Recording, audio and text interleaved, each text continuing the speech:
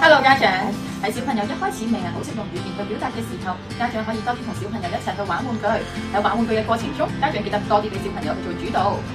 家長可以喺旁邊作旁述。小豬玩緊上滑梯。哇，係喎，兩隻小豬喺度玩緊搖搖板喎。哇，兩隻小豬喺度一齊玩緊搖搖板，好好玩喎。係喎，小豬幫緊豬家姐喺度推緊千秋喎。豬弟弟急尿喎，可以去邊啊？去廁所。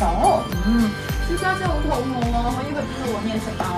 有雪櫃，雪櫃有咩嘢食啊？士多啤梨。豬爸爸踢完波翻嚟好污糟喎，可以點做啊？去沖涼。去邊度沖涼啊？浴室。想知道更多點樣去透過玩具去增加小朋友嘅認知同埋詞彙，就記得留意下一集啦。